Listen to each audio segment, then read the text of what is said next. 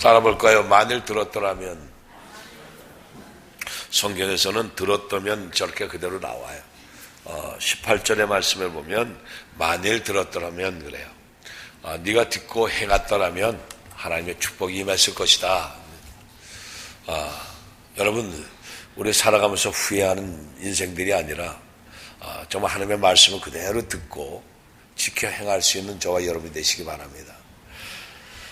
하나님은 우리에게 이 이사야서 48장 1절에서 26절까지 말씀을 놓고 보면 22절까지 말씀 보면 하나님 고난 속에서 하나님의 사랑이 더 커지는 일을 그 새해를 보게 하시는 거예요.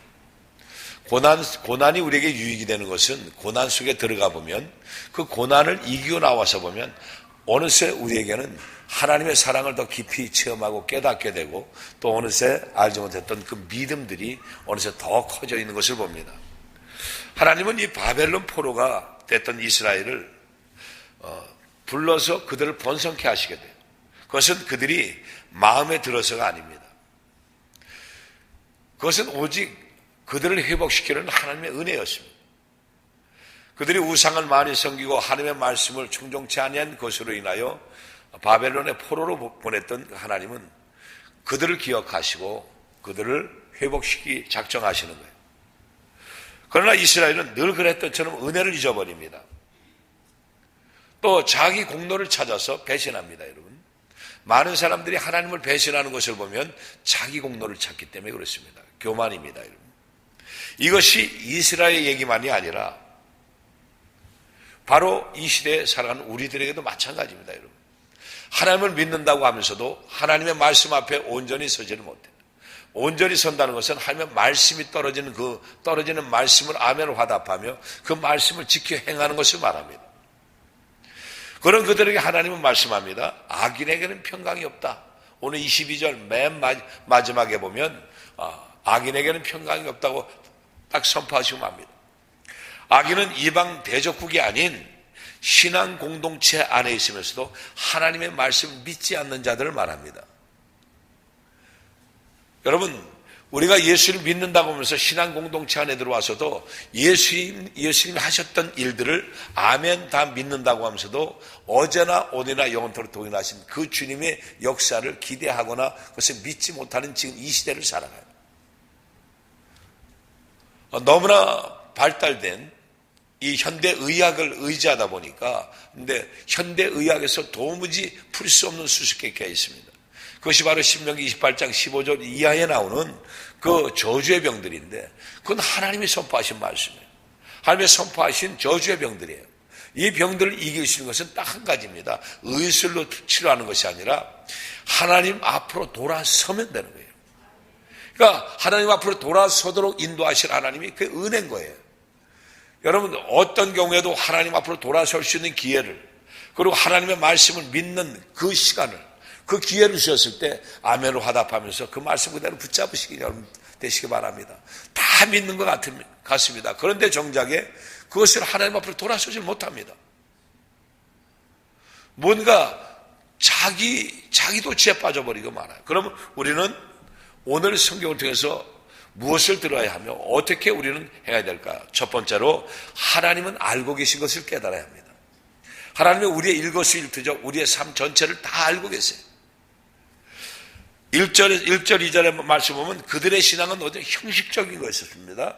야곱의 집이여 이스라엘의 이름으로 일컬음을 받으며 유다의 근원에서 나왔으며 거룩한 성 백성이라 칭하며 그 이름이 만군의 여호와이신 이스라엘의 하나님을 의지하면서 성실치 아니하고 의로움이 없이 여호와의 이름으로 맹세하며 이스라엘 하나님을 부르는 너희는 들을지어다 그랬어요.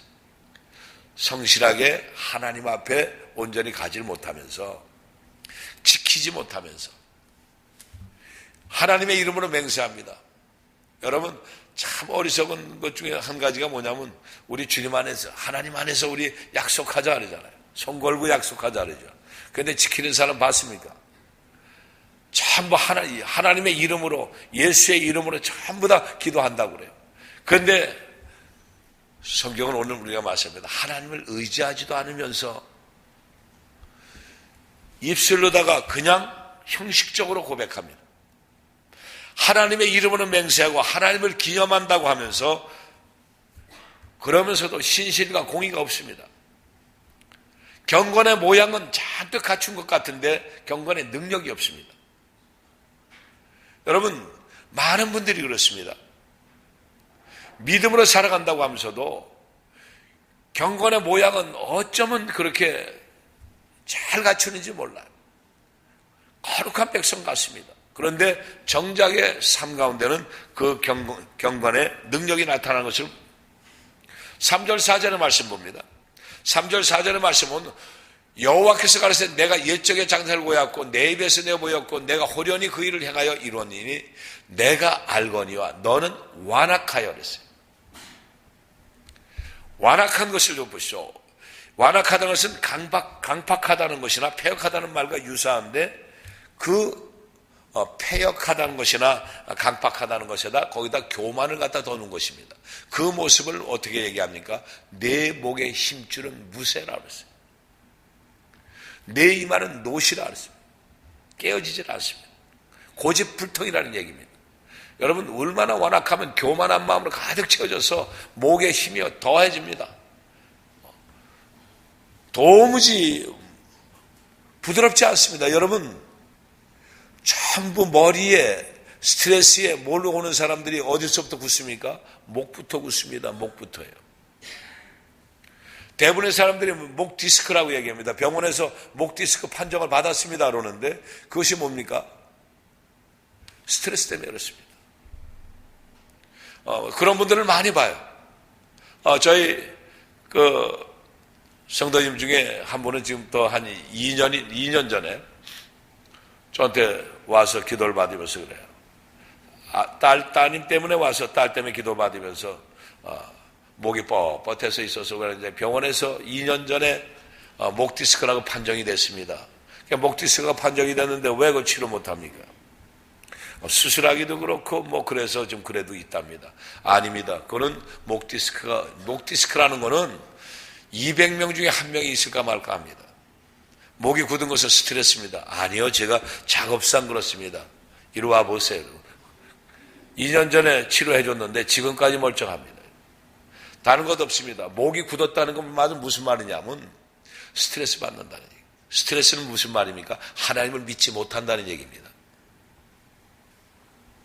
여러분, 극단적으로 얘기하는 것 같으나 그런데 그렇습니다. 여러분, 많은 분들이 와서 목사님 이렇게 아픕니다. 좀 왜요? 자기 인생을 하나님 앞에 온전히 맡기질 못하기 때문에 스트레스 받고 그것이 몸이 굳어버리는데 어떻게? 네 이마는 노시다 그랬어요. 야, 맞박이 쇳덩어리구나 이 얘기예요.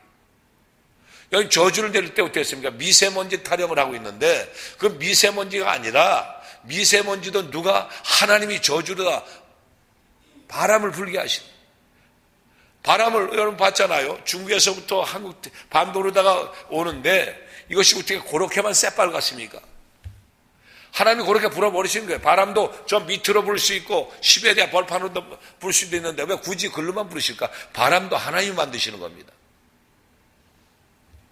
미세먼지 때문에 비염, 호흡기 질환이 난리친다고 합니다. 아니요.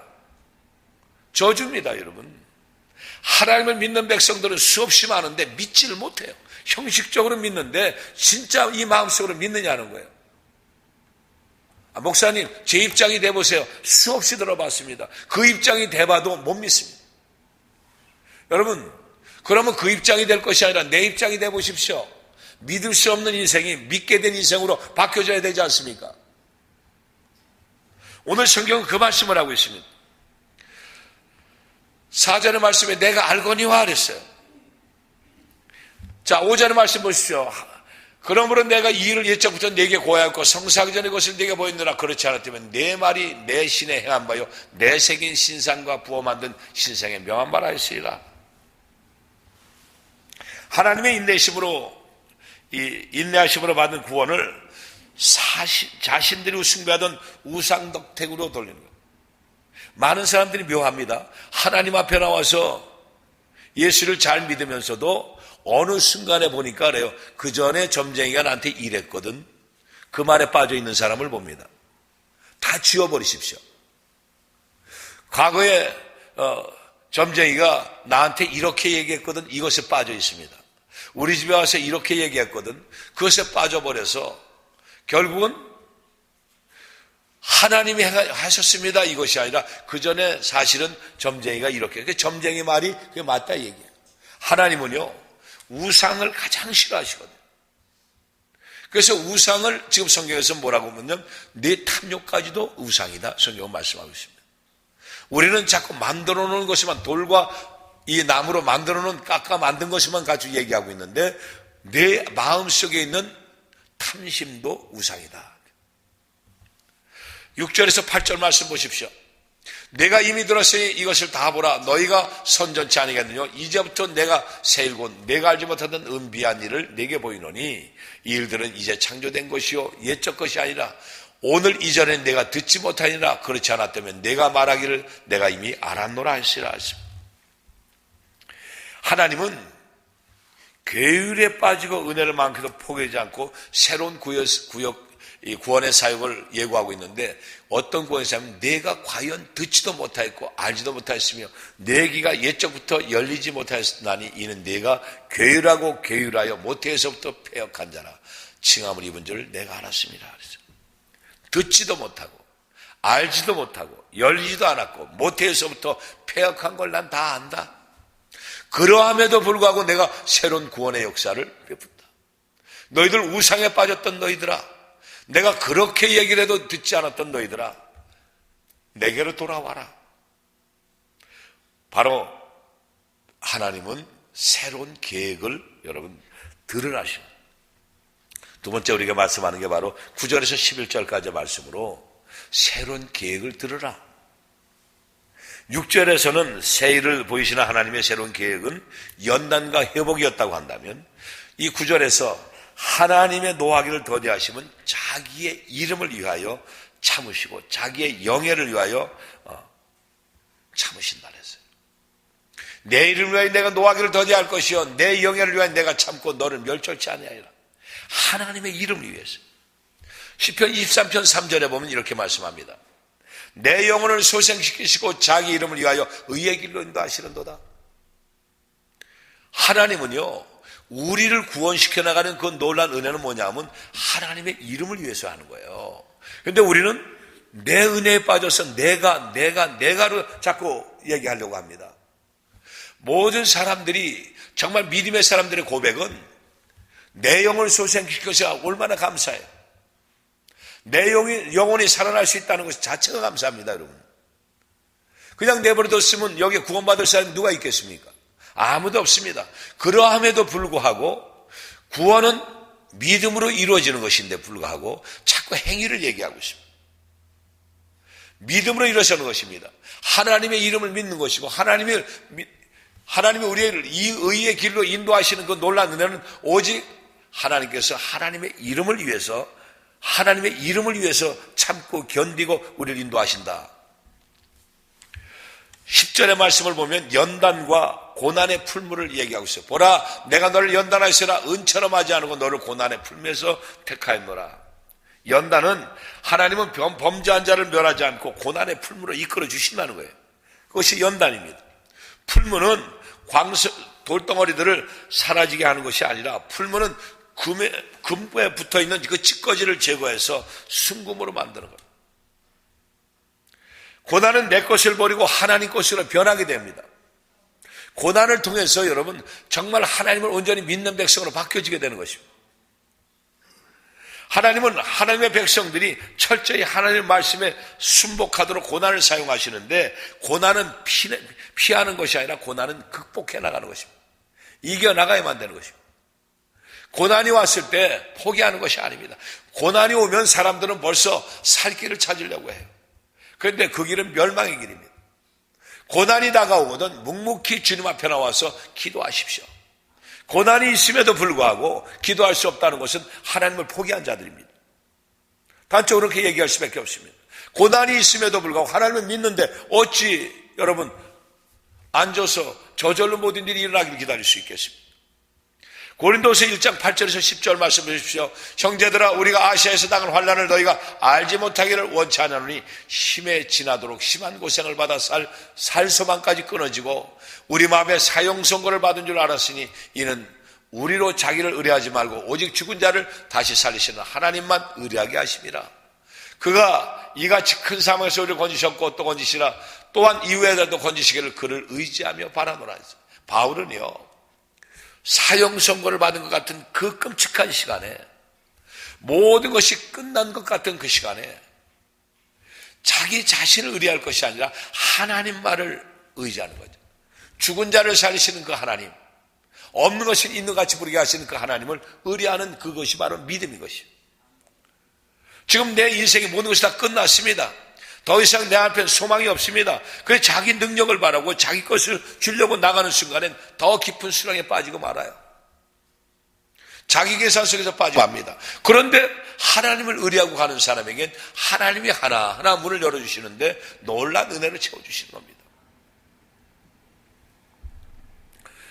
여러분, 하나님은 하나님 자신을 위하여, 하나님의 이름의 영광을 위하여 그 영광을 남에게 주지 않는다 했습니다. 그 영광이 우상들로 인해서 우상들이 그 영광을 갈아채도록 하지 않으시는 분이에요. 우리는 오직 하나님의 영광만 위해서 쓰임받는 그런 놀라운 은혜를 체험하는 여러분들이 되셔야 합니다. 세 번째로 12절에서 16절까지 말씀인데 그 구원의 길은 형통하다는 거죠. 12절의 말씀을 보면 처음이요 마지막이 되시는 하나님은 창조의 주, 역사의 주, 바로 심판의 주가 되신다 그랬습니다. 12절 말씀 볼까요? 야곱아 나의 부른 이스라엘아 나를 들으라. 나는 그니 나는 처음이요 마지막이라. 하나님은 처음의 시작 창조의 역사도 있지만 하나님은 그 가운데 역사의 모든 주관자가 되시고 심판의 주가 되시는 겁니다. 그러니까 우리는 살아가는 날 동안 어떻게 내 인생 전체를 하나님이 모든 것을 쥐고 하나님이 열어주시고 하나님이 모든 것을 행하신다고 한다면 주님 앞에 서는 날을 반드시 기억해야 되는 거예요. 내 인생이 주님 앞에 서는 날 기억해 보시면 우리 인생은 새로워질 수 있죠. 13절의 말씀을 봅니다. 과연 내 손이 땅의 기초를 정하였고 내 오른손이 하늘에 폈나니 내가 부르면 천지가 일제히 서니라. 그가 명령하시면 하나님이 명령하시면 천지가 일제히 다 선다는 거예요. 이 공허한 세상을 충만함으로 채워주신다는 것입니다. 하나님을 의지하고 나가면 뭔가 이룰 수 없는 모든 것에 말씀으로 선포하는 것마다 하나님의 영광은 드러나게 되어 있습니다. 여러분 치유하든 회복시키던 모든 것에 뭡니까? 하나님의 말씀을 선포하는 겁니다. 하나님의 말씀은 우리에게 능력이시고 하나님의 말씀은 우리를 보호하시고 하나님의 말씀은 우리에게 생명을 다가오십니다. 14절 15절의 말씀 보십시오. 하나님은 이스라엘의 구원을 위해 사랑하는 자를 부르시고 그 뜻을 이루게 하시고 구원을 위해 부르시는 하나님께서는 길을 털어주시고 열어주시기에 그 길은 형통하는 것이죠. 왜 형통합니까? 하나님이 부르셔서 하나님이 열어주시기 때문에 하나님이 길을 털어주십니다. 길이요 진리요 생명 되신 주님을 의지하고 나가면 막힌 길을 하나님이 열어주시는 거예요. 하나님은 거짓된 곳에 있는 것이 아니라 하나님은 진리로 생명이십니다. 여러분 거짓된 것에 하나님이 들어갈 수가 없어요. 하나님은 내가 지금 어려워도 내가 힘들어도 내가 아무것도 할 수 없어도 진리의 영을 우리가 마음속으로 사모하며 정말 진리를 추구하는 자들에게 진리의 영이 들어가서 회복시켜 주시는 거죠. 주님은 생명입니다. 죽은 생명을 살리시는 거예요. 죽은 자를 살리시 하나님. 내 가정이 다 끝난 것 같습니다. 이미 다 끝났습니다. 내 인생이 다 끝났습니다. 그러나 주님을 의지하고 나갈 때는 죽은 자를 살리시는 그 하나님은 없는 것을 있는 같이 부르게 하시는 그 하나님은 나의 하나님이시거든요. 그 하나님을 의지하고 믿는 믿음으로 선포하시기 바랍니다. 여러분 부름 받은 자는 부흥의 현장에서 하나님 일에 동참합니다. 여기서 보냄을 받았다는 자는 특별한 사명을 받은 자로 장차 오실 메시아 바로 예수 그리스도를 오늘 성경에서는 고레스를 특별히 택했지만 그것은 그림자에 불과한 것뿐이고 예수 그리스도십니다. 그런 기뻐하심으로 그 하는 일은 다 형통하게 된다고 성경 말씀하는데 이사야서 52장 13절 보십시오. 보라 내 종이 형통하리니 밭으로 높이 들려서 지극히 존귀하게 되리라. 예수 그리스도로 형통케 되는 건 십자가의 죽으심으로 우리의 모든 걸 다 짊어지셨기 때문에 형통케 되는 것이죠. 이사야서 55장 1절의 말씀 보십시오. 11절 내 입에서 나가는 말도 헛되이 내게로 돌아오지 아니하고 나의 뜻을 이루며 나의 명하여 보낸 일에 형통하리라. 하나님의 말씀으로 선포한 것은 다 이루어 주시기 때문에 형통케 되는 것이다. 그래서 말씀을 부여잡고 말씀을 의지하고 나갈 때는 그 말씀이 이루어지시기 때문에 인생이 형통케 되는 것입니다. 그래서 말씀을 받아야 되는 거죠. 자기 생각에 집중하는 것이 아니라 말씀을 달라고 기도하십시오. 말씀을 받은 자만이 승리할 수 있는 길로 갈 수 있게 되는 것입니다. 마지막으로 17절에서 22절에 보면 악인에게는 평강이 없다 말씀합니다. 22절의 말씀을 못 가요. 22절의 말씀 보면 여호와께서 말씀하시되 악인에게는 평강이 없다. 22절 마지막 절에 그렇게 말씀하고 있습니다. 구속자 되시는 하나님은 이스라엘에게 유익이 되도록 가르치고 마땅히 행할 길로 인도하시는 분이셨어요. 그러나 이스라엘은 그 명령을 듣지 않았습니다. 17절의 말씀 보십시오. 나는 구속자로 내게 유익이 되도록 다 가르치고 마땅히 행할 길로 인도했다 그랬습니다. 너희 구속자시오 이스라엘 거룩하신 자이신 여호와께서 가라사대 나는 내게 유익하도록 가르쳤다. 또 너를 마땅히 행할 길로 인도했다. 그런데 18절의 말씀 보십시오. 18절에 보니까 슬프도다. 내가 나의 명령을 듣지 아니하였도다. 만일 들었다면. 오늘 우리 성경에 우리 말씀의 제목이 바로 만일 들었다면 이 말씀입니다. 내가 나의 명령을 듣지 않았다. 그러나 만약에 내가 들었다면 내 평강이 강과 같았겠고 내 의가 바닷물결 같았을 것이다. 너희는 내가 그렇게 가르쳤어도 내가 그렇게 말을 했어도 듣지 않았어. 이 말씀입니다. 하나님의 말씀을 듣지 않고 네 멋대로 살아가는 자야 너희들 마음속에 평강이 있을 수가 없다.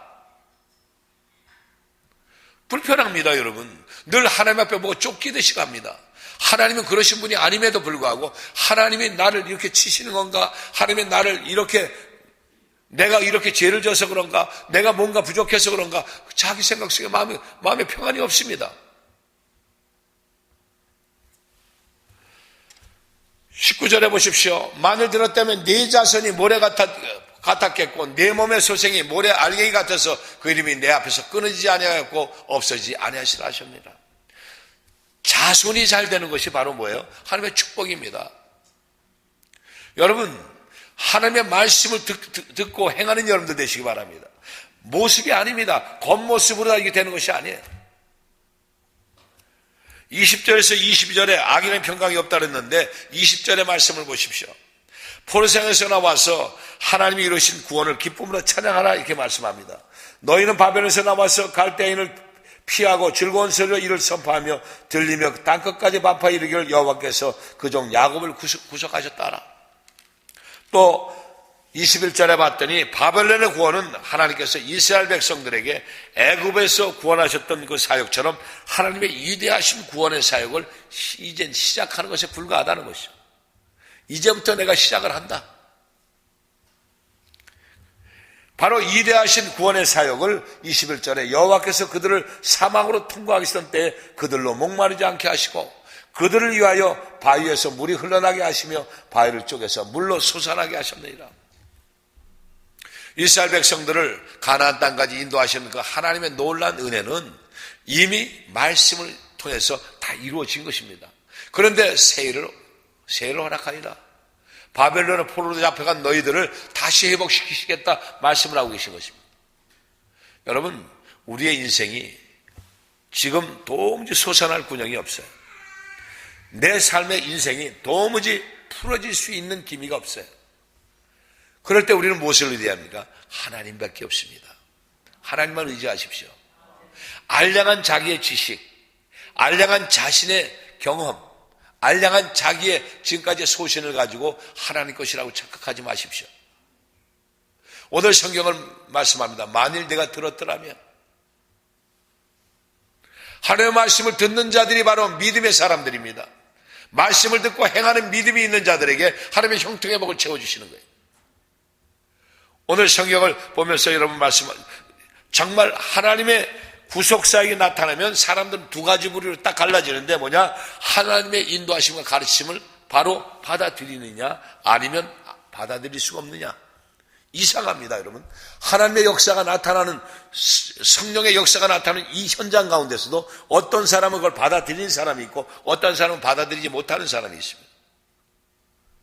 왜 똑같은 예수를 믿는데 어떤 사람은 받아들이고 어떤 사람은 받아들이지 않고 그것은 아무것도 아닌 것을 치부할까요? 바로 믿음입니다, 여러분. 믿음은 형식이 아닙니다. 형식을 깨뜨려 버리십시오. 믿음은 죽은 자를 살리시고 없는 것이 있는 같이 부르게 하시는 그 하나님을 믿는 믿음이요. 또 무엇보다도 하나님의 말씀을 그대로 믿는 것입니다. 100% 믿는 겁니다. 99%쯤 믿는 것이 아니라 100% 믿는 저와 여러분이 되십시오. 그리고 말씀을 들어 행하는 저와 여러분이 되시기를 예수님을 축원합니다. 기도하겠습니다. 고마우신 하나님, 우리는 후회하지 않기를 원합니다. 만일 내가 들었었으면, 만일 그때 그대로 듣고 행했으면 하는 후회하는 자들이 되지 아니라 지금 당장 말씀으로 떨어지는 그 말씀이 나에게는 생명의 말씀이요, 그 말씀이 나를 형통케 하는 말씀인 것을 받아들여 믿음으로 살아갈 수 있도록 인도하여 주시옵소서. 지금은 우리 구주 예수 그리스도의 크신 은혜와 하나님 아버지의 극진하신 사랑과 보혜사 성령님의 내주인도 교통 충만케 하시는 역사가 오늘 새벽 제단에 나와 만일 들었더라면 하는 이 말씀 앞에 이제는 말씀을 듣고 행하는 믿음으로 살아 약정하는 우리 성도들의 머리 위에와 저들의 가정과 직장과 사업과 자녀와 범사 위에 이제부터 영원까지 함께 있을지어다. 아멘.